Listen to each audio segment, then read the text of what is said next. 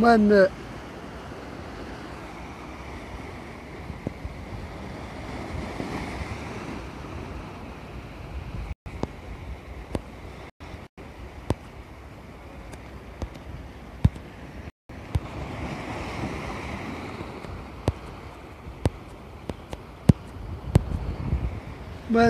السلام عليكم. تحياتي الإخوان والأخوات من مدينة المضياق. معكم نبيل بن عيسى، ناشط فبرايري. بغينا نديروا هذا المباشر في إطار التواصل مع واحد مجموعة ديال الأصدقاء والصديقات اللي صراحة كيتفاعلوا معنا عبر واحد مجموعة ديال المباشرات، كذلك واحد مجموعة ديال المبادرات والمنشورات. المهم الحرية لكافة المعتقلين السياسيين على الخلفية ديال الحراك ديال الريف، الحرية الحميد المهداوي طريق مهم، كذلك الحرية الناشط فبرايري عادل البداحي. كما كتعرفوا أن يعني الدعم ديال الحراك ديال الريف انطلق منذ استشهاد ديال الشهيد محسن فكري، اللي صراحة الكل تأسف على الطريقة البشعة اللي استشهد بها في واحد الحاوية ديال النفايات. من هذا المنبر نقول أن الشعار دائما وهو الريف أولا، المعتقل أولا، ونتأسف يعني للمقاربة الأمنية التي نهجتها الدولة المغربية في حق منطقة ديال الريف، اعتقال يعني خيرة ديال الشباب ديال المنطقة ديال الريف. ودائما نقول أن المقاربة الأمنية التي نهجتها الدولة في منطقة ديال الريف هي مقاربة خاطئة ومقاربة فاشلة، وأن المدخل الأساسي يعني المغرب يتسع للجميع والدولة ديال الحق والقانون، وهو إطلاق سراح كافة المعتقلين على الخلفية ديال الحراك ديال الريف. ونقول أن الدعم ديالنا للحراك ديال الريف هو قناعة واقتناع، ونقول أن السياسة التي تنهجها الدولة في إطار يعني التضييق على واحد مجموعة ديال المكتسبات ديال الشعب المغربي، مثلا على جدير تيجيم أو البارطاج أو ما شابه، يعني مجموعة ديال التضييقات، نقول أن هذه كاملة تدخل في إطار إجهاز على واحد مجموعة ديال المكتسبات ديال الشعب المغربي. وكنقولوا أن دائما أن المكتسبات ديال الشعب المغربي، وخاصة اللي جات في إطار يعني الكفاح ديال حركة 20 فبراير المجيدة، لا في إطار المادة 29 اللي هي الحق في التظاهر السلمي والاحتجاج، كذلك حرية التعبير وإبداء الرأي المادة 25، الحرية ديال التنقل، لأننا كشباب يعني من شمال المغرب نؤكد دعمنا يعني لا مشروط يعني المنطقة ديال الريف. وإن شاء الله غادي نخلدوا يعني الذكرى ديال 28 اللي غادي تكون واحد غادي يكون يعني المناقشه ديال الحراك ديال الريف في البرلمان الاوروبي.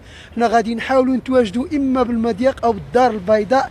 الهدف ديالنا هو الاستمراريه، ودائما نقول في البدء كانت القضيه وفي البدء كان الصدق، لان الاهم من هذا الشيء هذا هو اننا نساندوا المعتقلين ديالنا: ناصر الزفزافي، محمد جلون، محمد أحمجيق، كريم أحمجيق، الحنودي، أنس الخطابي، واحد مجموعة ديال المعتقلين اللي صراحة نعتبر أن المكان يعني الطبيعي ديالهم ليس ذاك القفص الزجاجي اللي كيتم يعني المحاكمة ديالو في المحكمة ديال الاستئناف ديال الدار البيضاء، وإنما المكان ديالهم الحقيقي وهو الحرية، كذلك وهو إما محمد جلول المكان الطبيعي ديالو هو المدرسة، يوسف الحمديوي المكان الطبيعي ديالو المدرسة، كذلك كريم أحمجيق المكان الطبيعي ديالو هو المدرسة، محمد المجاوي المكان ديالو الطبيعي وهو المدرسة. نتأسف يعني حتى وصلت المتابعة حتى الهيئة ديال الدفاع ديال نشطاء الحراك ديال الريف، شنا كيفية ديال ديال المحامي عبد الصادق البشتاوي كل التضامن ب20 شهر يعني نافذة. نتمنى من الله أنه في الاستئناف يعني يتم إلغاء هذا الحكم، كذلك محاكمة ديال عيزي أحمد ب 8 شهور اللي صراحة هو شيخ سبعيني، الصحة ديالو لا تسمح يعني بأنه يكون يعني في السجن المحلي بتطوان، كذلك أحكام قياسية لكل من حسن برباج، جمال طالوح، عبد الحق أفحصي. المحاكمة تتم يعني على واحد مجموعة ديال التهم، من بينها تحقير ديال المقررات ديال القضاء المغربي، كذلك التحريض، وكذلك كنتكلموا هنايا على إهانة موظفين عموميين أثناء مزاولة ديال المهام. إشكال المطروح داخل المغرب وهو من يحقر القضاء ديال المغرب، وكذلك من يحرض ومن يهين إشكال، وهو أن الاحتلال ديال المغرب للرتبة 123 في السلم ديال التنمية البشرية عليه علامة استفهام كبرى. أن اللي خصو يكون في السجون المغربية هم اللصوص ديال المال العام، هم كذلك الوزراء اللي ساهموا يعني في الاختلالات اللي كاينه في جميع انحاء المغرب، وخاصه المشروع ديال المناره ديال المتوسط ديال الحسيمه. هنا ناكدوا ان مشروع ديال المناره المتوسط ديال الحسيمه لا علاقه له بالحراك، وان الحراك هو انطلق يعني من روح الشهيد محسن فكري، من روح الشهيد ديال المسيره ديال 20 يوليوز اللي صراحه المرحوم عماد العتابي، كذلك عبد الحفيظ الحداد، وهادو كاملين يعني شهداء ديال الحراك ديال الريف. اللي صراحه كنت نتمنى انه ملي كانت الاقاله ديال الوزراء اللي داروا اختلالات في مشروع ديال المناره ديال المتوسط انه يتم الاقاله والعزل ديال عز اخنوش كذلك، لان في اخر المطاف بالنسبه لي شخصيا ان الغضبه الملكيه او الغضب ليس عقابا، وانما نطالب بربط المسؤوليه بالمحاسبه، وهذا كيدخل في اطار تفعيل ديال المقررات ديال الدستور ديال 2011 يعني بالعلات ديالو. كنعرفوا انه عز اخنوش صراحه كانوا شعارات من داخل الدار البيضاء، وشاركت يعني في الحركه ديال 20 فبراير ديال الدار البيضاء. شخصيا يعني اعتبر انه الاقاله ديال عز اخنوش والمحاكمه ديالو هي مدخل من المداخل ديال رفع الاحتقان داخل المغرب، وكذلك اطلاق سراح كافه المعتقل، لاننا لا يمكن ان نتكلم على المغرب ديال اخنوش، المغرب ديال الهمه، المغرب ديال التحكم، او المغرب ديال الحكومه ديال الظل، او المغرب ديال التماسيح والعفاريت. عبد ربه يتكلم من داخل المغرب ويتحمل المسؤوليه، وصراحه اعتبر ان ما يقع في المغرب حاليا هو يدخل في اطار احتقان سياسي، كذلك يدخل في اطار احتقان اقتصادي، وان المغرب يعيش ازمه سياسيه اقتصاديه على جميع المستويات، وحتى يعني الشعب المغربي يعيش الاحباط.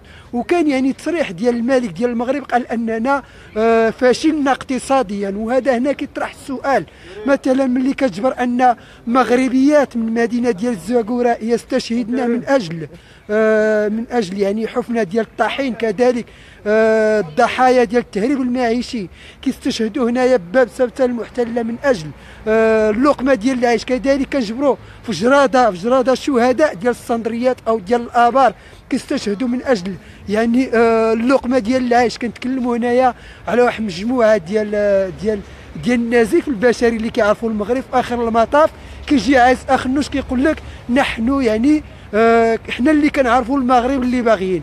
اشكال وهو ان المغرب ماشي ديال اخنوش، المغرب ماشي ديال الوزيره ديال زوج فرانك اللي هي شرفت افيلال. وفي اخر المطاف كانت تكلمت على جوج فرانك اللي هي تقاعد ديال البرلمانيين زوج فرانك، اعتبرته 8000 درهم هو زوج فرانك. وفي اخر المطاف جات هاد اليومين كتقول لك ان المواطن المغربي داك المبلغ اللي كيأدي على الفاتوره ديال الماء والكهرباء هي مبالغ رمزيه.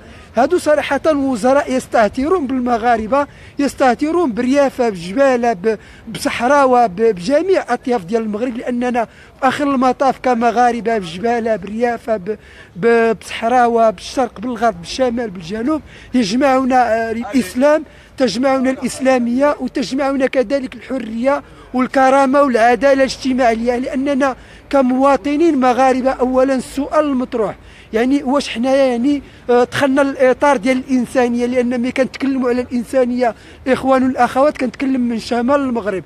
اي انسان من الشروط ديال الانسانيه ديالو وهو واحد مجموعه ديال الاحتياجات. ملي كنتكلموا على مجموعه ديال الاحتياجات نتكلم على حقوق اللي هي اجتماعيه تكفلها المواثيق الدوليه ويكفلها الدستور المغربي. نتكلم على الحق في التمدرس واللي هو المدرسه، الحق في التمدرس اللي هي الجامعه. وكنعرفوا ان كاين مدن اللي هي ما عندهاش يعني جامعات، كنمشيو للعالم القروي كنجبروا ما كاينش مدارس، كنمشيو للاطلس كذلك ما كاينش مدارس، كاين عزله. ملي كنتكلموا على الحق في التمدرس، واش المواطن المغربي اي مواطن مغربي عنده الحق في انه يدخل الجامعه، عنده الحق في انه يدخل المدرسه. وكنعرفوا كذلك ان حتى مثلا الدودي اللي هو كيتسمى وزير ديال العداله والتنميه كيقول لك ان الخصصه ديال القطاع ديال ديال التعليم ضروريه، وان الاعلام العمومي كيلعب دور كبير في ان المردوديه ديال التعليم او ان المستوى ديال الطلبه والطالبات الخريجين والخريجات يعني اهبط. الاشكال المطروح وهو ان ملي كنتكلموا على الانسانيه نتكلم على الحق في التمدرس، نتكلم كذلك على الحق يعني في التظاهر السلمي والاحتجاج، كذلك الحق يعني في حريه ديال التعبير وابداء الراي، كذلك الحق في الشغل، وكنعتبروا ان الحق في الشغل هو حق دستوري كذلك تكفله المواثيق الدوليه وكذلك الدستور المغربي. وكنعرفوا انه كاين اجهاز وكاين يعني هجوم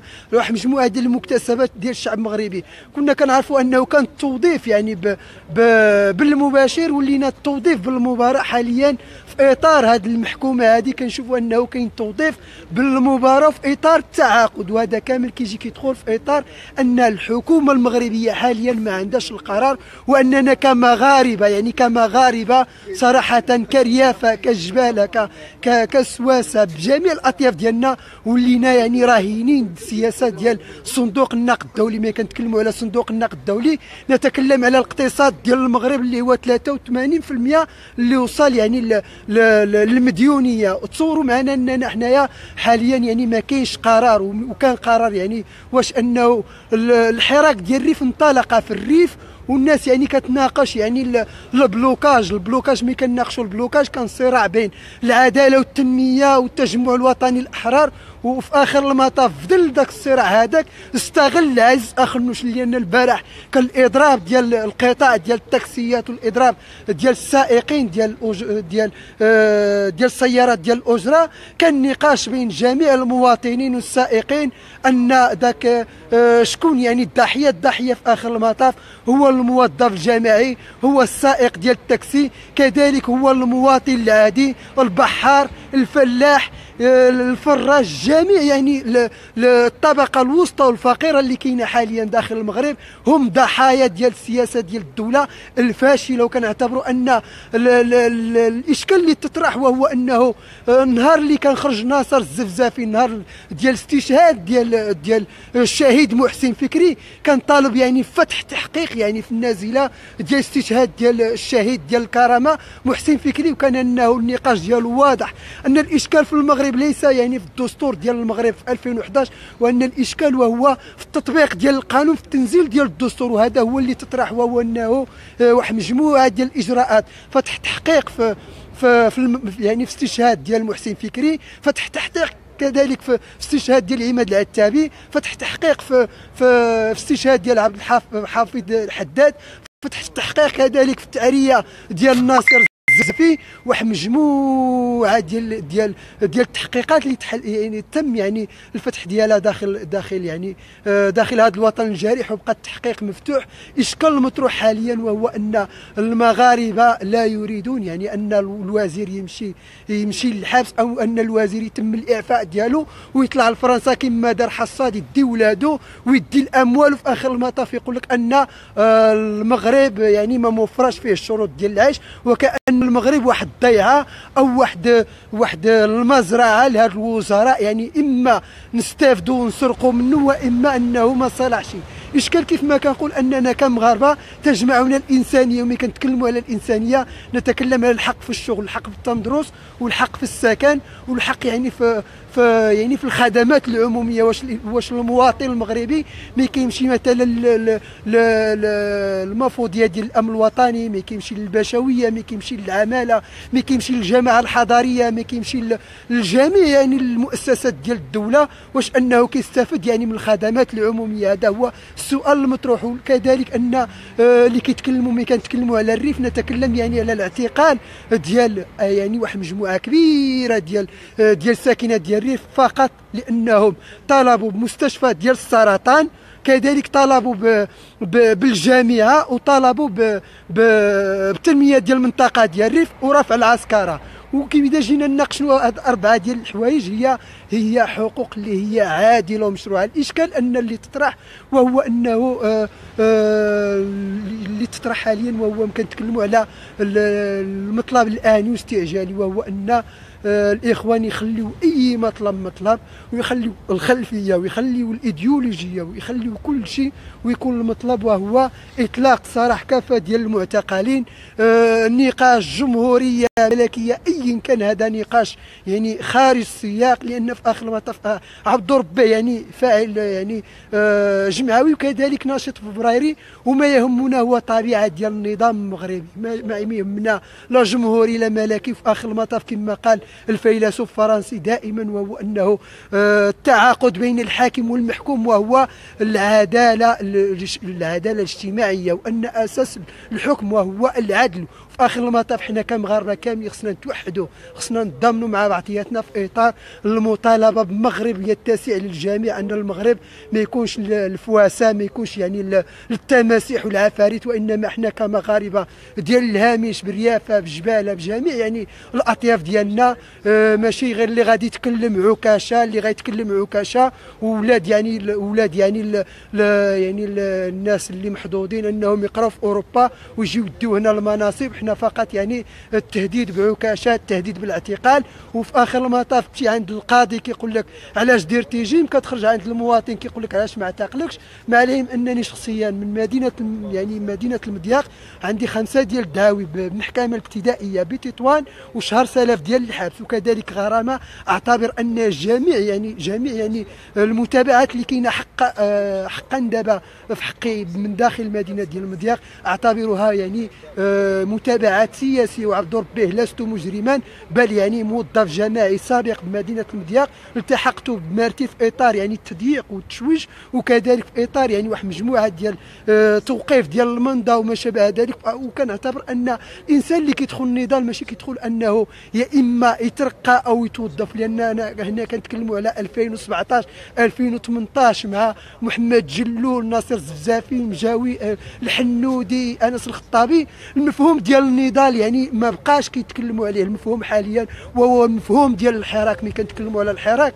نتكلم يعني على حراك ديال المنطقه، حراك ديال المدينه، حراك ديال تندراره، حراك ديال والماس، حراك ديال طاطا، حراك ديال تنغير، اللي صراحه كيعملوا مسيره فوق البغال من اجل انهم يعني يرفعوا يعني غير العزله على المداشر ديالهم. كذلك نتكلموا على حراك ديال امشليل. ملي كنتكلموا على امشليل نتكلم على الاطلس، وملي كنتكلموا على الاطلس داخل هذا المغرب هذا نتكلم على العمق ديال المغرب، لان العمق ديال المغرب هو الاطلس. ملي كنتكلموا على الاطلس هو نتمنوا من الله انه ما يكونوش شهداء ديال البرد، لان العام اللي فات كانوا شهداء في انفكو في تومفيتهم اللي هما شهداء ديال البرد. وقلت كيف انه في داخل المغرب كتكون الامطار كتعري يعني البنيه التحتيه، كتجي يعني الثلج كيموتوا لنا الناس. ما عليهم انه هذه يعني لا الشتاء الله هي نعمه، كذلك هي الثلج نعمه، وحنايا يعني الثلج كيكون نعمه كيتحول الى نقمه.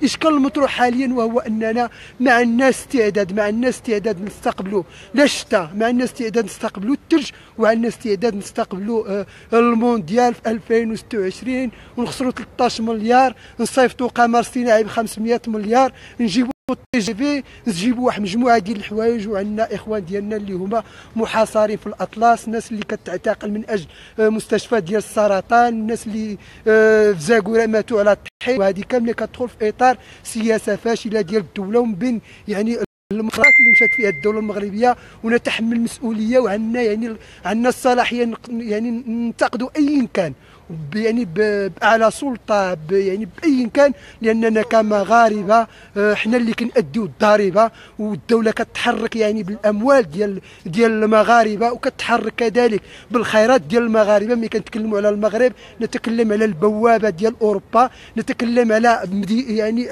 على واحد البلاد اللي عندها المحيط الاطلسي وعندها البحر الابيض المتوسط، عندها الفوسفات، عندها الذهب، عندها الفضه، عندها الاراضي الفلاحيه. واخر المطاف يجي عندك اعز اخنوش ويقول لك احنا اللي يعني حنايا زعما اللي باغيين، احنا اللي عارفين المغرب اللي باغيين. كتجي باسمه الحقاوي كتقول لك اللي كيربح 20 درهم لا يصنف يعني في الخانه ديال الفقراء. اشكال المطروح وهو ان يعني هذه يعني تصريحات يعني استفزازيه، وكتحاول انها يعني تستفز المشاعر المغاربه. كذلك بسيمه الحقاوي صراحه لو كان في شي دوله اللي يعني كتحترم راسها يتم الاقاله ديالها او العزل ديالها.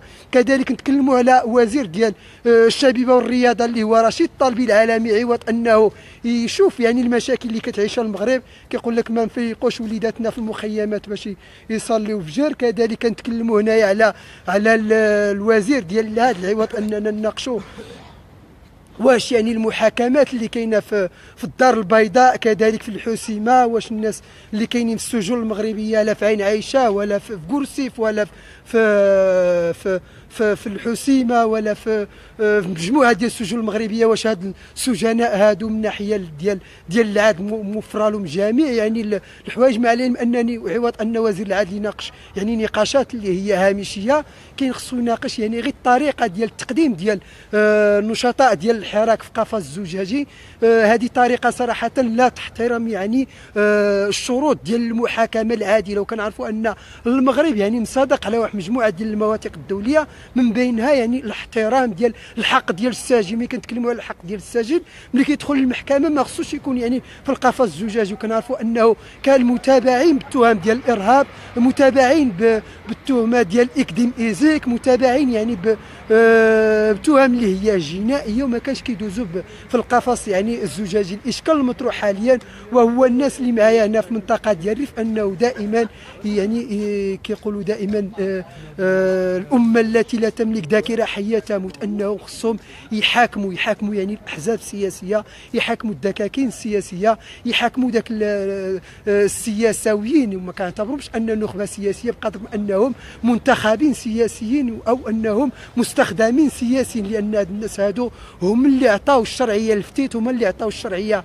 بالحضور ديال رئيس المحكومه اللي هو سعد الدين العثماني باش انه ينهج المقاربه الامنيه. كنتكلم هنايا على الاتحاد الاشتراكي، الاتحاد الدستوري، العداله والتنميه، التقدم الاشتراكيه، الحركه الشعبيه والتجمع الوطني الاحرار. كذلك السؤال المطروح هو الموقف ديال البام او الاصاله والمعاصره من الحراك ديال الريف. هادو كاملين احزاب يتحملوا المسؤوليه التاريخيه في جميع المآسي. ملي كنتكلموا على الحراك ديال الريف نتكلم على الفقدان ديال الحياه، انه حتى كانت واحد مجموعه ديال التدوينات داخل العالم الازرق اللي كانت كتجي يعني مباشره كتقول لك اطلقوا سراح ديال الحراك الحياه في الريف، اطلقوا سراح الفرحه في الريف. اشكال المطروح حاليا وهو انه ما يمكنناش نتكلموا على انفراج سياسي داخل المغرب، ما يمكنناش نتكلموا على انفراج يعني اللي هو داخل المغرب، او انه ما يبقاش احتقان ومنطقه ديال الريف الحراك باقي فيها. الاشكال المطروح وهو انه كيف ما قلت انه الازمه ديال الوساطات، الغياب ديال الوساطات، وهذا هو اللي خلى ان الحراك ديال الريف في العز ديالو. الاخوان والاخوات نبغي انه كل شيء يعني يطلع يعني واحد النداء هو اخنوش ارحل. علاش؟ لان ملي كنتكلموا على اخنوش ارحل، من اين انطلق الحراك ديال الريف؟ الحراك ديال الريف انطلق من الميناء ديال الحسيمه، انطلق من الميناء ديال الحسيمه. وناصر الزفزافي يعني كان ذكيا عندما كان يعني يصوب اتجاه ديالو نعز اخنوش. علاش؟ لانه كان عارف ان الاختلالات اللي كانت في الصيد البحري هي اللي عطاتنا يعني الاستشهاد ديال محسن فكري. لا يعقل اننا كنتكلموا على راحه البيولوجيه وكيتم الاصطياد ديال السمك ديال ابو سيف ديال سبادا. لا يمكن اننا نتكلموا يعني على الراحه البيولوجيه ديال السمك، والسمك ديال سبادا كاين في المطاعم، كاين في يعني في المرسى، يعني كنقولوا حنا في الصراء، في اخر المطاف يجيو يعني يعملوا الحجز على البضاعه ديال محسن فكري، ويتم الاستشهاد ديالو بداك الطريقه البشعه، ويقدموا اكباش فداء. مع العلم انه الكبش فداء اللي كان خصو يكون وهو عز اخنوش. واللي نتكلم على عز اخنوش، السيد يعني كان واحد التصريح ديال الجامعي اللي هو صحفي، وكان قال انه هو من صانعه ديال المخزن، وكان تكلم على انه مجموعه ديال الاختلالات ديالو. تم المتابعه ديال الصحفي الجامعي والتغريم ديالو ب 100 مليون سنتيم. تصوروا انه صحفي يتابع من طرف السياسي وتم التغريم ديالو 100 مليون سنتيم. علاش؟ لانه الصحفيين، الصحافه هي مهنه شريفه، وملي كنتكلموا على مهنه شريفه حنا من داخل المضيق اولا نتساءل كيف يعقل ان المغرب يتقدم وحنايا كنعتقلوا الصحفيين؟ كيف يعقل اننا نتقدموا في المغرب وعندنا حميد المهداوي في السجن، عندنا عادل البداحي في السجن، عندنا محمد الأصريحي في السجن؟ هادو كاملين يعني صحفيين. ملي كنتكلموا على الصحافه كنتكلموا على السلطه الرابعه داخل الدوله، وكنتكلموا على يعني على الصحافه، وكنقولوا ان الدوله باش كتمشي بفصل السلطات، السلطه التشريعيه، السلطه التنفيذيه، وكذلك السلطه الرابعه والسلطه القضائيه. السلطه القضائيه خصو يكون القضاء مستقل ونازه. السلطه التشريعيه البرلمان، واش حنا عندنا شي برلمان في المغرب؟ كيطلعوا الناس تما كيخلوا لهم التقاعد 8000 درهم، 8000 درهم حتى يموتوا. الاشكال المطروح على التقاعد ديال 8000 درهم في المغرب ما كايناش في العالم. تصور ان كل برلماني عطيه 8000 درهم حتى يموت، كل برلماني كيدينا 930 مليون سنتيم، وفي اخر المطاف كنجمعوا له في العام كيعطينا 11 مليار و160 مليون. اشكال المطروح البرلمانيين اللي كيديو 11 مليار و160 مليون، وحنا عندنا في الاطلس ناس كتعاني، عندنا في الريف ناس خصها السبيطار ديال الكانسير، السبيطار ديال السرطان، عندنا ناس يعني في جراده كيموتوا لنا في الابار والصندريات. الناس باغيه بديل اقتصادي، كيقولوا لهم نصيفطوا لكم النساء ديالكم يجنيو في ريسا في اسبانيا، نصيفطوا لكم الشباب ديالكم في يعني يخدموا في المعمل في قنيطره، وهذا كيدخل في اطار السياسه ديال التهجير. هذه كامله كتجي حلول ترقيعيه. الدوله المغربيه مطالبه يعني بانها تجاوب اجابه حقيقيه على هذه الحركات اللي كاينين في المغرب.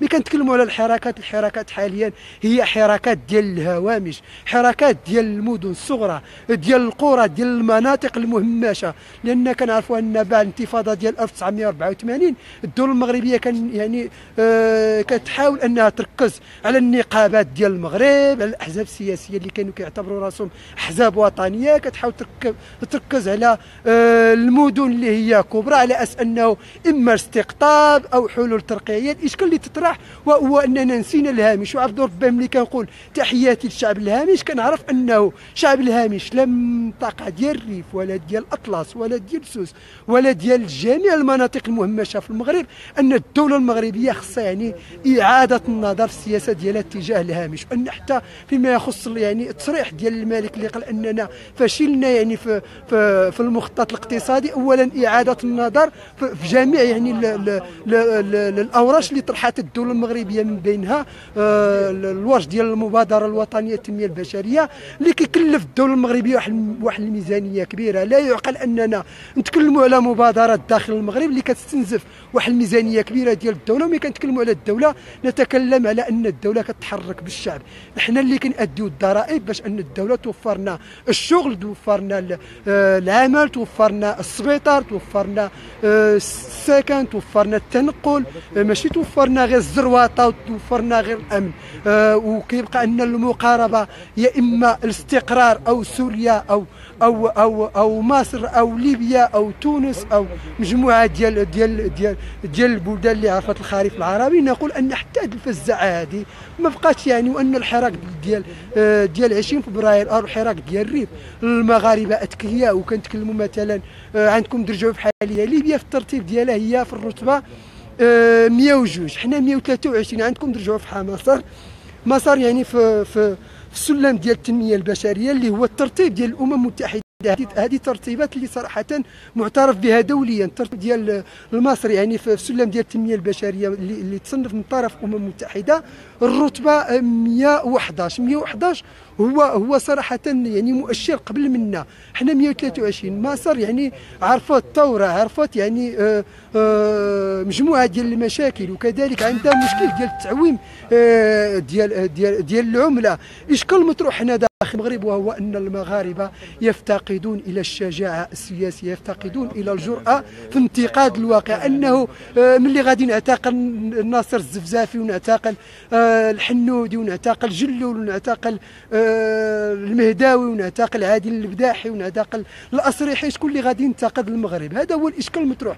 لان حتى الدول اللي ما كاينش فيها حراكات، الدول اللي ما فيهاش احتجاجات، تعتبر دول ديكتاتوريه، وكتعتبر دول اللي هي مريضه يعني يعني ماشي ما فيهاش يعني مؤشرات ديال الديمقراطيه. الاشكال المطروح حاليا وهو اننا نعتبر ان مجموعه ديال المكتسبات ديال الشعب المغربي لا الحق في الحريه ديال التعبير وابداء الراي، كذلك الحق في التنقل، الحق في التظاهر والاحتجاج السلمي. هذه حقوق اللي صراحه الدوله المغربيه صدقت عليها، خصها تنضبط ليها. يعني الاقل نزلوا الدستور ديال 2011، والمواطن المغربي في اخر المطاف لا يطالب بشي حاجه. المواطن المغربي ريفي باي كان يطالب بشويه ديال الكرامه، شويه ديال الحريه، وشويه ديال العداله الاجتماعيه. لانه كما كنقولوا اذا كنا غنتكلموا على الدوله نتكلموا عليها بالمفهوم الايجابي، ماشي مفهوم ديال المقاربه الامنيه، الزرواطه. الدوله الهبه ديالها في العداله الاجتماعيه هو في التوزيع العادل ديال الخيرات بالبلاد. الدوله بالمفهوم ديالها هو انها توفر مجموعه ديال الاحتياجات للشعب ديالها. في اخر المطاف ما يمكنناش نبنيو يعني الاوطان باللغه ديال عاش، لان اللغه ديال عاش تصنع الديكتاتوريات. الاوطان تبنى بالمدارس، تبنى يعني بالمعاهد، تبنى بالمعرفه، تبنى بالعلم، تبنى باننا نهتموا بالناس اللي صراحه قدموا للمغرب. مثلا تكلموا على الاستاذ المهدي المنجرة، محمد عابد الجابري، عبد الله العروي، مجموعه ديال الناس اللي صراحه عطاو للمغرب. نفتخروا كذلك بالمرحوم ديالنا محمد بن عبد الكريم الخطابي صراحه رحمه الله. نفتخروا بالتاريخ ديالنا، نفتخروا بالجمهوريه ديال الريف 1921 1926، لان هذا كامل تاريخ ديال المغرب. وكيف ما كيقولوا انه من لا تاريخ له لا مستقبل له. الاشكال المطروح حاليا داخل المغرب وهو اننا كنشوفوا غير الدوزيم واحد مجموعه ديال الصحافه اللي كتحاول انها تسجل المواطن المغربي، كتحاول انها تنشر الثقافه ديال الميوعه، الثقافه ديال الزندقه، الثقافه في اخر المطاف باغيين اننا نبنيو المغرب. باش غنبنيو المغرب كيتبنى بالاحرار والحرائر. عياش راسك، انفصالي راسك، جمهوري راسك، ملكي راسك. ولكن باش غنبنيو هاد البلاد هادي غنبنيوها بعشا ولا بخصني الجمهوريه؟ في اخر المطاف شكون اللي واكل الدق؟ المغاربه ديال الهامش.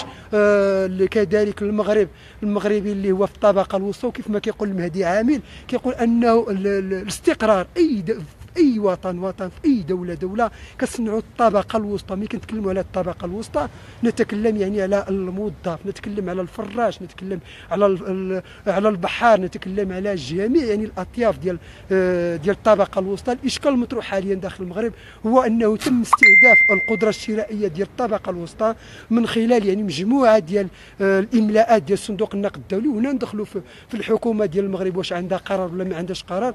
لان ملي كيكون عندك مديونيه كبيره كتكون عندك التبعيه وما كتكونش عندك استقلاليه في اتخاذ القرار. وملي كتكون عندك مديونيه مع صندوق النقد الدولي كيجيو يديروا معك اجتماعات هنا في الرباط، كيعتبروها هما ملاحظات، ولكن هي في اخر المطاف هي توجيهات. لان الانتفاضه ديال 1984 هي جات في اطار كنتكلموا هنا على سياسه ديال التقويم الهيكلي لنهجات الدوله في اطار يعني نهج يعني السياسه ديال الخوصصه. ومؤخرا كذلك كنشوفوا انه بعد الخوصصه مجموعه ديال الحوايج دخلوا في الخوصصه ديال التعليم، الخوصصه ديال الصحه، الخوصصه ديال واحد مجموعه ديال الخدمات الاجتماعيه. واش الخوصصه شكون غياكل فيها الدق؟ هو الفقير، المواطن البسيط، المواطن العادي. الاشكال المطروح حاليا وهو في ذاك الملاحظات كنتكلموا على التقشف، سياسه ديال التقشف وسياسه ديال الخوصصه. سياسه ديال التقشف كتكون بضرب القدره الشرائيه ديال المواطن المغربي من خلال يعني اما غادي نستهدفوا صندوق المقصه او نحيدوا الدعم يعني على مجموعه ديال المواد الاساسيه.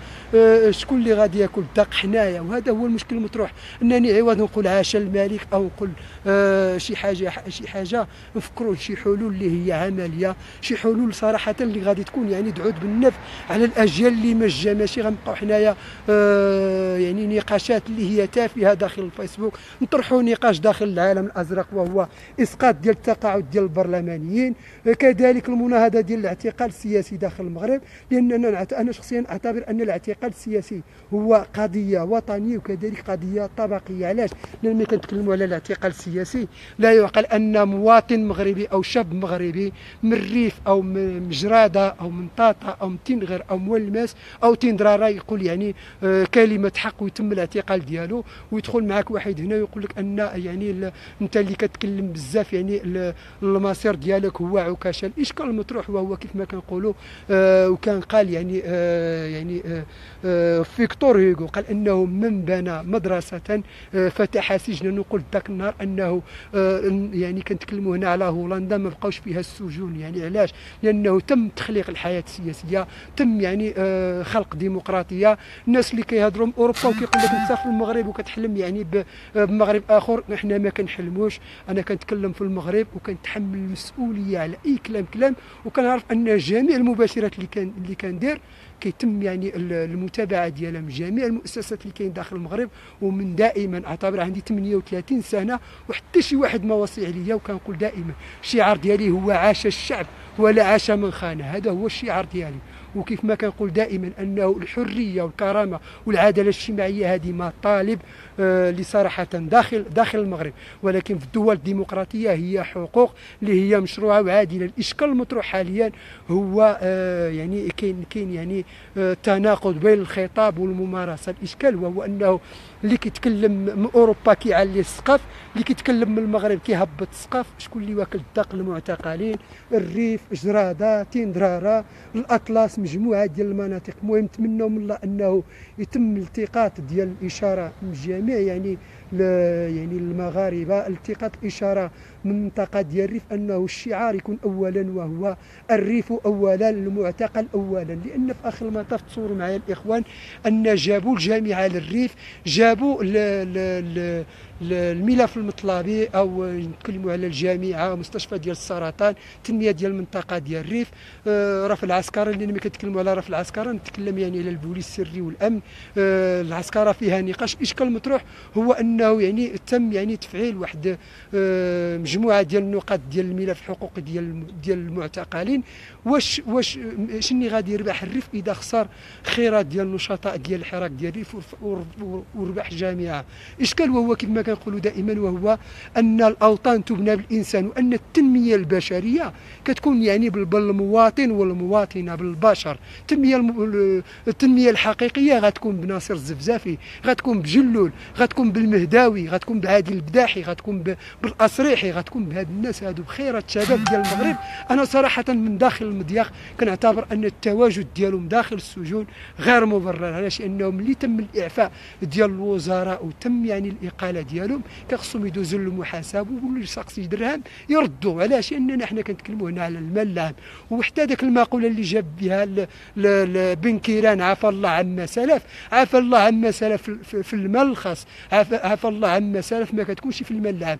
لانه اللي كيسرق 100 درهم واللي كيسرق 1000 درهم واللي كيسرق 5000 درهم من شي مواطن كيمشي بالجنائيه، واللي غيسرق الملاير واللي يسرق الفلوس هذاك غادي نعملوا له عفى الله عما سلف، هز وليداتو هز فلوسو يمشي لبرا. المغرب ما موفراش فيه الشروط وحنا نبقاو داخل المغرب هنا نعانيو. هذا هو الاشكال. حتى اللي كيتكلموا على النضال الاقول وهو ما بقاش في المغرب. كنتكلموا هنا على الحراك، واغلبيه ديال الناس اللي كانوا في حركه 20 فبراير باقين شرفاء، باقين شريفات. شفنا التخليد ديالها اللي كان في الدار البيضاء، درت مباشر من الدار البيضاء. صراحه الرفاق والرفيقات تما يعني كيساندوا الحراك ديال الريف بكل قوه. ومن هذا المنبر تحيه جد خاصه الاحرار والحرائر ديال الدار البيضاء، تحيه جد خاصه. يعني تصوروا معايا انني درت فوتو مع الرفيق ديالي عصام، يعني عصام بحسو اللي تفاجات غير جيت للكار كنتشوف انه تم الاعتقال ديالو والتعنيف ديالو في المنطقه الامنيه بغاندي. واش انه الشاب عصام صراحه كيجي حتى المضياق هنا ويجي لتطوان يحضر يعني المحاكمه ديال الاستاذ عبد الصادق البوشتاوي، يطلع حتى الريف يحضر يعني يعني الحراك ديال الريف ويتم يعني التعنيف ديالو بذاك الطريقه الهمجيه. انا صراحه لا يشرفنا اننا يكون عندنا جهاز امني يعتقل عصام بحسو ويعنفوا بذاك الطريقه. علاش؟ لانه يساند الحراك ديال الريف. علاش اللي غادي نساندوا الريف لا نساندوا سوريا مرحبا، نساندوا فلسطين مرحبا، نساندوا العراق مرحبا. الريف ممنوع. واش الريف يعني ماشي يعني ماشي مسموح لنا اننا نتضامنوا؟ وهذا ولا النهار اللي تمشي للريف يعني تم الاعتقال ديالك. اعتقال حميد المهداوي بالحسيمه، اعتقال عادل البداحي كذلك في امزورن على الخلفيه ديال امزورن، طارق المهم على الخلفيه الزياره ديال امزورن.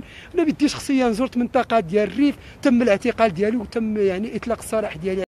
علاش جيتي للمنطقه ديال الريف؟ وكنتكلموا هنا على السياحه الداخليه، وكنتكلموا على التنميه ديال المنطقه ديال الريف. ومنطقه ديال الريف باش غتحرك الا ما تحركش بالسياحه الداخليه، باش غتحرك اذا ما كانش يعني خلق منتوج سياحي.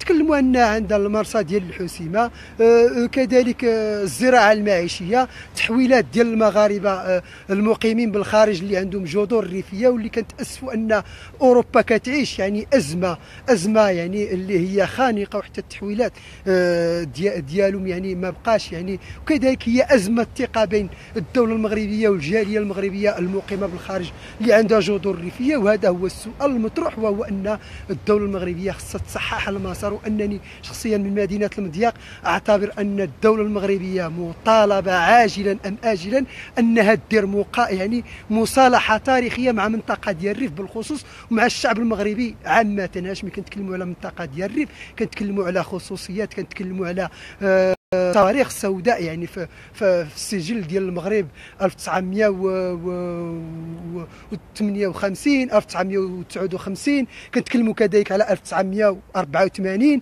كذلك استشهاد ديال 5 ديال الشهداء في الحسيمه اللي هما صراحه من الشهداء ديال حركه 20 فبراير المجيده. كذلك الشهداء ديال الحراك ديال الريف قلت المحسن فكري، ولا الشهيد عماد العتابي، ولا الشهيد عبد الحفيظ الحداد. الاشكال المطروح وهو انه دائما يعني اقول انه المقاربه الامنيه فاشله داخل الريف.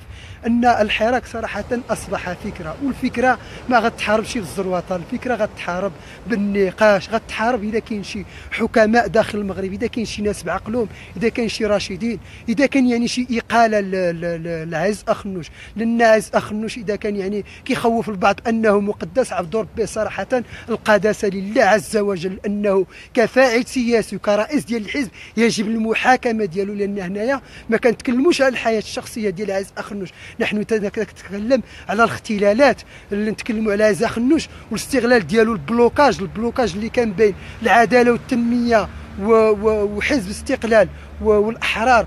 وكان في ذاك الساعه هو تعطات له وزاره ديال الماليه في اطار النيابه، وتم يعني تفويت يعني صفقه اللي هي مشبوهه 30 مليون ديال الدولار. كنتكلم يعني بشكل مسؤول 30 مليون ديال الدولار للشركه ديال اكوا في اطار يعني الحمايه ديال الاسعار ديال المحروقات في شركات ديال وول ستريت. اشكال المطروح وهو ان المغرب يعني ما كاينش ذاك السياسات ديال المقايسه ويعني وانعكاس ديال الاسواق العالميه على السوق المحليه. ما ان كيطلع البترول 100 دولار عندنا هنا 10 دراهم، كيهول البترول 100 دولار 50 دولار، كيبقى لنا عندنا يعني 50 10 دراهم. الاشكال المطروح وهو تصوروا ان ما كيجي والي ديال البنك المغربي اللي هو عبد اللطيف الجوهري وكيقول لك كاين تلاعب في الهامش ديال الربح على مستوى ديال الشركات ديال المحروقات. كنعرفوا ان الشركات ديال المحروقات شكون اللي كيتحكم فيها؟ هو عز اخنوش، هو اللي محتكر الشركات ديال المحروقات. وفي اخر المطاف انا شخصيا اعتبر ان الزواج ديال السلطه بالمال هو من العلامات السوداء داخل العالم الاول، لانه لا يمكن يعني ان نزوج بين التجاره والسياسه، وانه ملي كيكون التجاره والسياسه يفسد الحكم. وهذه قالها ابن خلدون في المقدمه ديالو. وحنا هنا ملي كنتكلموا من الواقع، يعني من المغرب عايشين المعاناه. تصوروا اننا الاخوان ديالنا في الدار عاطلين ولادنا طالعين، والاخر كيتكلم لك ما تكلمش على اخنوش، والاخر كيتكلم لك على الجمهوريه، الاخر نكونوا واقعيين الاخوان. راه المغرب خصو شي ناس اللي بعقلهم ونوضوا يتحركوا. ان اللي غادي يهضر يديوه للحبس على جيم، على بارطاج، علاش مشيتي للريف، واش هذه صراحه علامه استفهام وعلامه تعجب.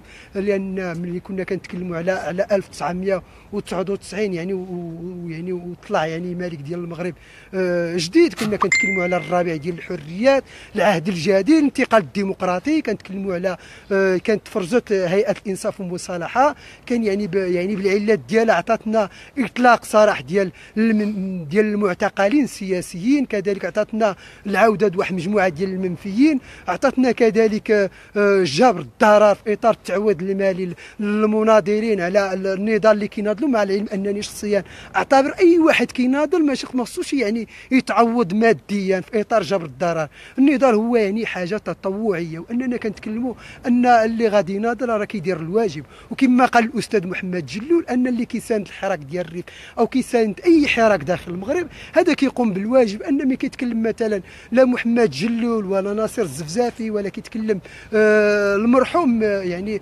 المرحوم المجاهد عبد الكريم محمد بن عبد الكريم الخطابي، كان قال انه لا وجود لا للانتصار ولا للهزيمه، لا وجود لا للفشل ولا النجاح، كاين يعني القيام بالواجب.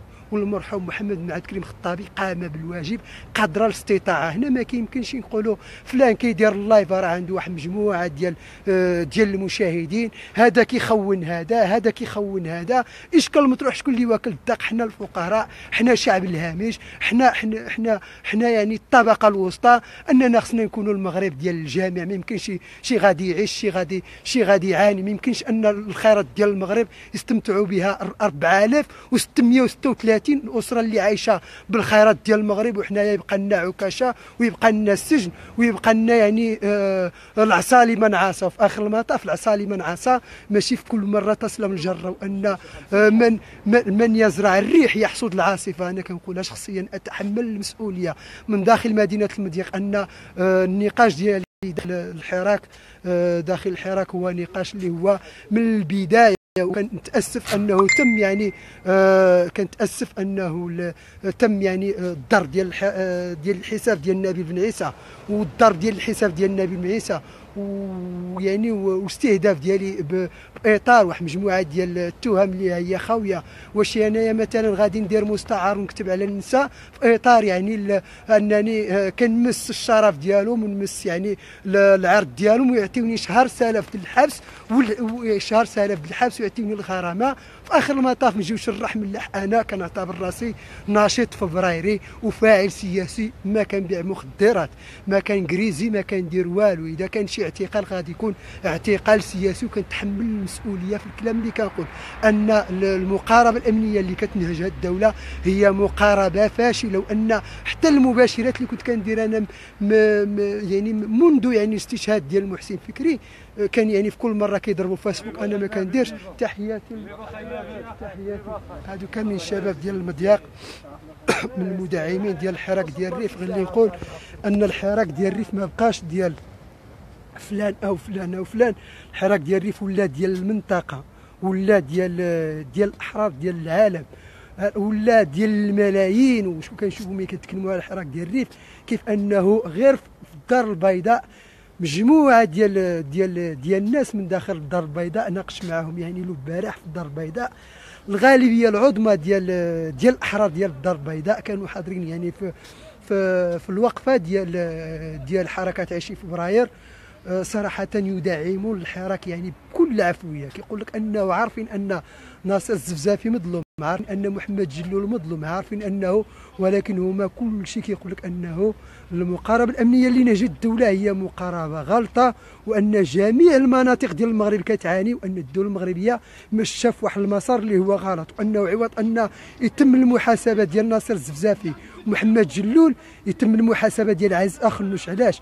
كيف ما قلت انه الصفقه ديال 30 مليون ديال الدولار في اطار التفويض ديالو بطريقه مشبوهه للشركه ديال اكوا اللي هي في الملك ديالو، كان وزير ديال الماليه بالنيابه. وكذلك كنتكلموا هنايا على خنوش، كنتكلموا على مجموعه ديال الحوايج، كيف يعقل انه وزير ديال الصيد البحري والفلاحه والمياه والغابات والتنميه القرويه. الا كنا غادي نتكلموا على التنميه القرويه في زاكوره، انا سمعتو نتاج ديال ما كاينش نتكلموا على المغرب. اولا كاين جوج نقط، كاين العداله الاجتماعيه وكاين العداله المجاليه. شخصيا ملي كنتكلم يعني بلغه عاديه. العداله الاجتماعيه هو التوزيع العادل ديال الخيرات ديال البلاد على جميع المغاربه، وهذه يعني كتبقى حلم، ولكن في اخر المطاف كل مواطن مغربي من حقه في الثروه. لان الملك ديال المغرب سال سؤال: اين الثروه؟ حتى حنا كمغاربه من حقنا نسالوا السؤال بالريافه بالجباله بجميع الاطياف ان الثروه ديال المغرب فين مشات. مع العلم انه بعد حركه ديال 20 فبراير كاين الناس اللي فقدوا الثقه في المغرب وهزوا الاموال ديالهم مشاو لاوروبا. كاين يعني لصوص ديال المال العام، وكاين شفاره اللي هزوا الاموال ديال المغرب وداوها لبنما وداوها لسويسرا. في اخر المطاف هي الغياب ديال السيوله، الغياب ديال الاموال داخل المغرب. لان الا كانت الدوله المغربيه عندها الفلوس كانت غادي دير لنا مستشفى ديال السرطان، دير لنا الجامعه، دير لنا الطريق ديال الاطلس. داك الناس اللي في زاكوره ما غاديش يموتوا على حفنه الطحين. داك الناس اللي في جراده ما غيكون عندهم بديل اقتصادي، ما غيموتوش في الابار. هذه كامله غياب ديال الفلوس. والفلوس كنعرفوا ان الماده هي المحرك ديال الكون. في اخر المطاف كنعرفوا ان صندوق النقد الدولي ملي كيتعامل مع العالم الثالث كيتعامل معاه يعني كسوق بعقليه تجاريه، وكيشوف فينا مستهلكين. اشكال المطروح حاليا وهو ملي كنتكلموا على الوزارات اللي كاينين عندنا في المغرب، كيفاش ان المغرب غادي يتقدم. وعندنا اوزين يعني في البرلمان، رئيس برلمان كيدير الرئيس ديال البرلمان هو عنده مشكل ديال 22 مليار وعنده مشكل ديال الكراطه، وداروها غادي يناقش يعني الحراك ديال الريف. هذا استهتار يعني بالمغاربه. كنتكلموا هنا على 2017 2018، هذا العصر ديال العولمه. وكما قال يعني الناطق الرسمي اللي هو يعني مصطفى الخلفي ديال العداله والتنميه، انا شخصيا عندي تحفظ على الاسلام السياسي او التجار ديال الدين، لانني دائما ملي كنقول اطردوا يعني اهل الدين من السياسه لانهم يتوضؤون بدماء الفقراء، ماشي لانني عندي خلفيه يساريه او انني يساري، وانما كنتكلم يعني من الواقع. كيف انه ذاك الناس اللي كانوا محسوبين العداله والتنميه، مثلا نشوفوا غير الرميد كان البارح كيمرمدوه في وزير اللي هو ديال الحريات، كيمرمدوه باش انه يطالب بالحق ديالو، يعبر على الراي ديالو. دابا يعني كذلك نتكلموا هنايا على باسمه الحقاوي، عوض انها يعني تحترم يعني غير المرجعيه الاسلاميه ديالها، كتقول لك انه المغاربه اللي عنده 20 درهم ما كيتصنف في الخانه ديال الفقر. نتكلموا كذلك على وزير مثلا هذاك او الجار، نتكلموا على وزير رشيد طلبي العالمي، نتكلموا على مجموعه ديال الوزراء اللي كيديروا شرفه افيله، اللي كيديروا تصريحات اللي صراحه المغربي كلاه الفقر، كلاته الحقره، كلاه القمع، وعاد كنزيدوا نحتقروه بتصريحات. وهذا صراحه كامل كيدخل في اطار الساديه والتعذيب ديال الشعب المغربي.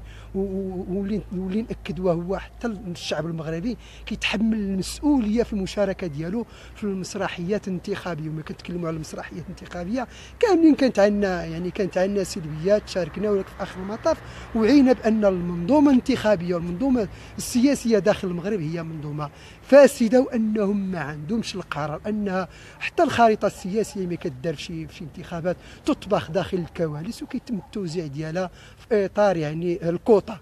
اعطي للحزب فلاني، اعطي للحزب فلاني، حتى العزوف كيكون النسبه ديال العزوف والعدم ديال المشاركه كتكون كبيره. المهم الاخوان والاخوات، نتمنى من الله ان الناس اللي غادي يكونوا في 28 فبراير لا في الدار البيضاء ولا كذلك في اوروبا، الشعار يكون الريف اولا، كذلك المعتقل اولا، لان في اخر المطاف ذاك المعتقل اللي خرج على الملف المطلبي هو اللي كاين في عكاشه، وكاين في عين عيشه، وكاين في جرسي، كاين في جميع السجون. هذاك عوض اننا نخرجوا بمباشر ونطالبوا بشي امور اللي هي غير مقبوله، لان اولا خصنا الثوره ديال الفكر عن طلبوا التغيير. الاشكال المطروح هو احنا باقين يعني نناقشوا هذا من قبيله فلان فلانيه، هذا من قبيله فلان فلانيه، هذا يعني كيتكلم لسان فلان فلاني، هذا كيتكلم لسان فلان فلاني. والقران واضح: ان خلقناكم من ذكر وانثى وجعلناكم شعوبا وقبائل لتعارفوا ان اكرمكم عند الله اتقاكم. يعني التقوى بالتفاضل، صدق الله العظيم. يعني احنا كمغاربه الا بغينا نتقدموا، هذا ريفي هذا جبلي هذا ايا كان، اولا خرجت الريف كطالب بالمطالب ديالها او الحقوق ديالها من حقها.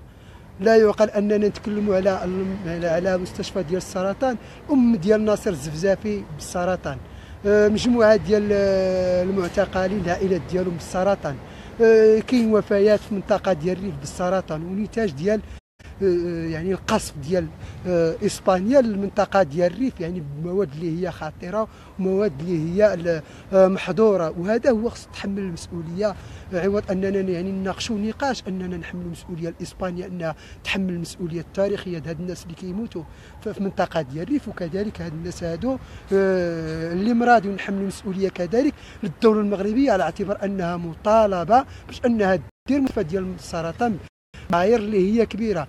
الاخوان غادي يخليكم عاش الريف ولا عاش من خانه، عاش الجرده ولا عاش من خانها. اللي كنحاولوا وهو انه الاستمراريه، نواكبوا جميع المحطات النضاليه وطنيا ولا محليا. الاشكال المطروح وهو الاستمراريه. نتمنى من الله انه الشعار اللي يكون ديال المرحله وهو عاش الريف اولا، عاش المعتقل اولا. نخليو جميع التخوينات، لان الاستاذ والمعتقل السياسي اللي هو محمد جلول، كنتكلموا هنا على الشموخ والكبرياء. انا كنعرف يعني محمد جلول ملي تعتقل في 2011 بحكم انني كنت في حركه 20 فبراير ديال 2011. اقسم بالله الا محمد جلول يعني رمز من الرموز ديال هذا المغرب، لان ميتجبر يعني استاذ، يعني استاذ يضحي بالوظيفه ديالو، ويضحي بالعائله ديالو، ويضحي بالاسره ديالو، ويضحي يعني بمجموعه ديال الحوايج من اجل يعني المنطقه ديال الريف، من اجل يعني القضيه الامازيغيه، وكذلك من اجل الوطن. لان الشعار ديال المعتقلين ناصر الزفزافي من داخل يعني المعتقل ومن داخل المحكمه تضامن مع زاكوره. وهذا ميساج الدوله المغربيه ان الاسطوانه ديال الانفصال او الجمهوريه في كردستان فشلت. في برشلونه 6 ملايين ونص ديال المواطنين ديال كاتالونيا و16% ديال الناتج ديال اسبانيا، وما قدروش انهم يمشوا يعني في الخيار ديال الانفصال، مع العلم انه كاين مجموعه ديال المقومين في الاقتصاد. كاين اعتراف دولي من بعض الدول باشكال مطروح، وهو انه النهار اللي وقفت يعني الحكومه المركزيه مدريد، وكانت يعني المقاربه الامنيه، وكانت يعني قراءه ديال الحكومه ديال كاتالونيا انها غادي تخسر، وقفوا المطلب ديال الانفصال يعني حاليا، والامور مشات بخير. وما كانش يعني شي ضريبه اللي هي كبيره. ما كنشوفوش انه كاتالونيا كان اعتقالات واستشهادات وكان المطلب ديال الانفصال.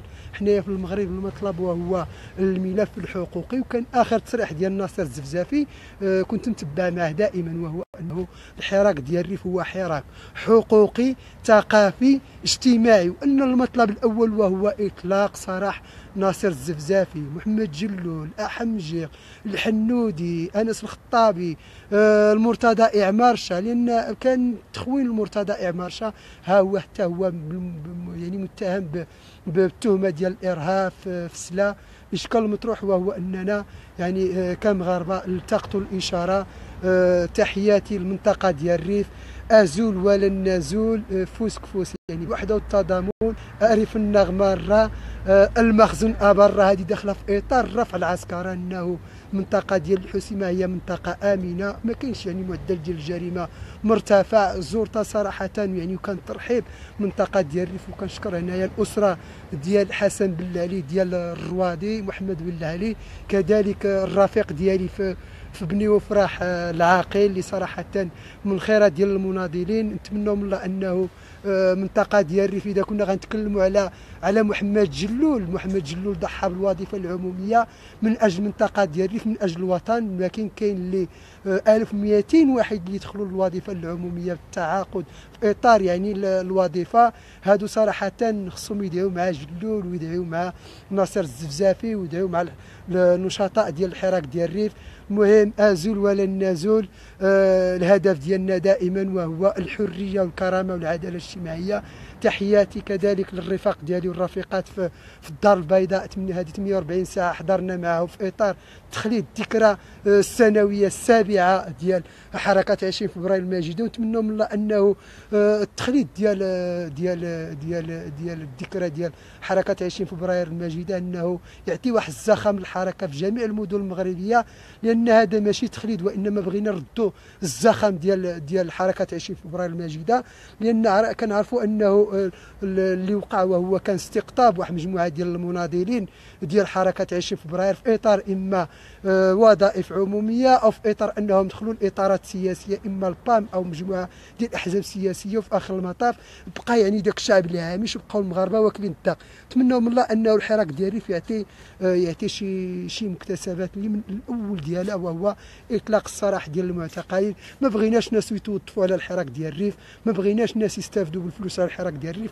بغينا ناس صراحه اللي يعطيو شويه ديال الامل لهذا المغرب هذا، لانه الحراك ديال الريف عطانا الدستور ديال الحراك ديال 20 فبراير عطانا الدستور ديال 2011 وكان يعني واحد الامل للمغرب. جا يعني الحراك ديال الريف هو تراكم واحد مجموعه ديال الحركات الاجتماعيه ولا ديال جراده. نتمنوا من الله انه يكون يعني شي مكتسب، اما اسقاط الحكومه وحل البرلمان، انتخابات اللي هي تكون شفافه ونزيهه. المهم تحياتي، شكرا جزيلا على التجاوب اللي غادي ناكد.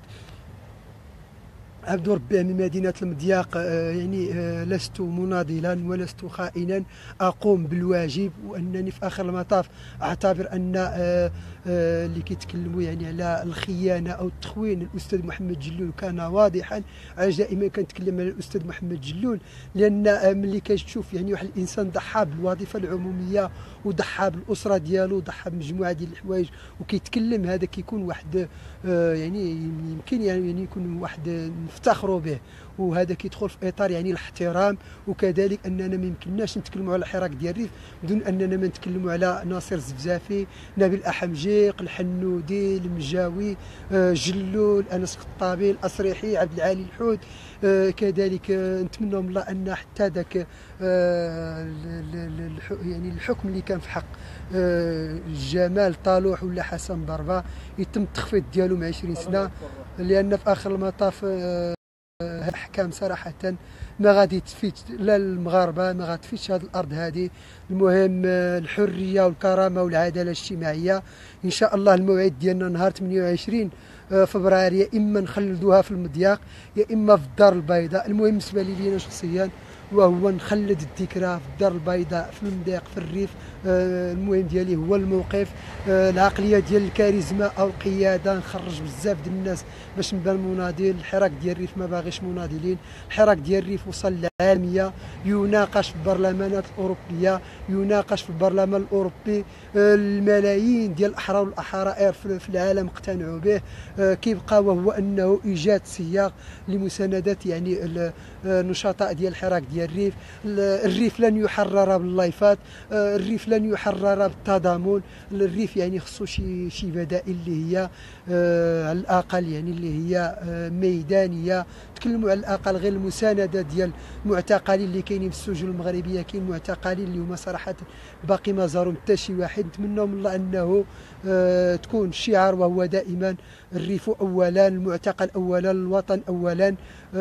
عاش الريف ولا عاش من خاناه، عاش الوطن ولا عاش من خاناه. المجد للشعب الهامش. تحية عبد ربه من المضياق، شكرا جزيلا على التجاوب. الحرية الحامد المهداوي، عادل بداحي وطارق مهم وكافة المعتقلين ديال الحراك ديال الريف. المهم تحياتي، غادي نخليكم، شكرا جزيلا.